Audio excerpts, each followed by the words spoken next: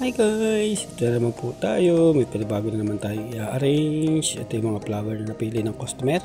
Chris, Rose, Baby Rose. Ayan po. Nalagay natin, pagsasama-samahin natin. Ganito po ang araw-araw naming trabaho.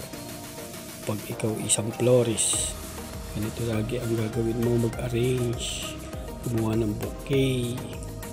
Walang katapusang paghawak ng mga bulaklak. Ayan po, ganyan po, pinagsasama-sama ko lang po.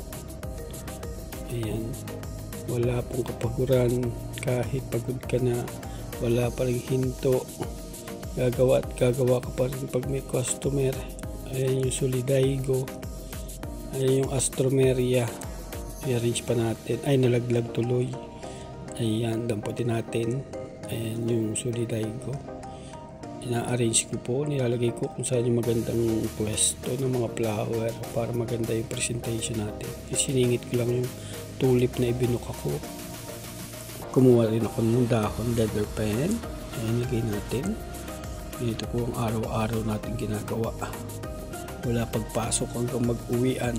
Bulaklak ang hawak natin. Nakakapagod pero ito ang trabaho natin. Ayan, tuloy lang natin at i-gift na natin siya. Ready ko na yung wrapping paper. Naka-fold na rin po siya. I-tape lang natin.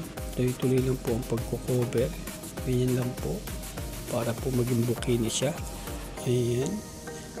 I-cover din natin yung middle para mas magandang tignan. I-fold lang natin yung gift wrapping ng ganyan. Ayan. Kino-cover ko yung middle. Sa kabila naman, then i-cover natin yung ilalim at lagyan natin ang ribbon. Isang mabilis lang po at maraming salamat po sa tumatapos ng ating video. God bless po sa inyong lahat.